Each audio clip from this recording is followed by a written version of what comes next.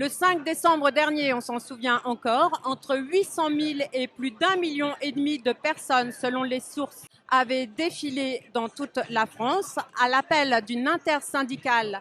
Aujourd'hui encore, la mobilisation s'annonce très massive, tant dans le secteur public que privé, car le front syndical s'est élargi avec la CFDT, l'UNSA et la CFTC qui sont entrées dans la danse.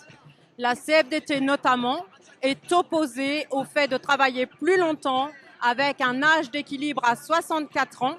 De son côté, la CGT reste fondamentalement opposée à l'esprit de cette réforme.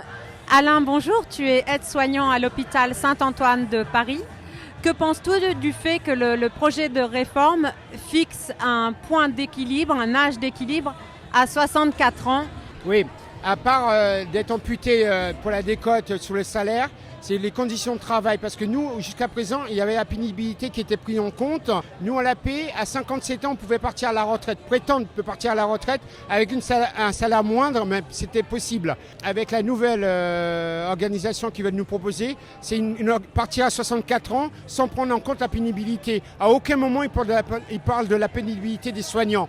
Et ça, c'est très important quand on est soignant de prendre en compte la pénibilité. Et c'est très difficile à quantifier en pratique parce que c'est du travail physique. Et en plus, nous, pour les salaires, ça fait 10 ans qu'ils ont gelé les points d'indice, ce qui fait ça fait depuis 10 ans qu'on gagne moins.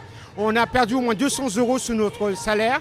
Les hôpitaux, aujourd'hui, le personnel est obligé de faire des heures supplémentaires pour pouvoir gagner plus, et c'est là-dessus que l'hôpital fonctionne, sur les heures supplémentaires, parce qu'on est en manque d'effectifs.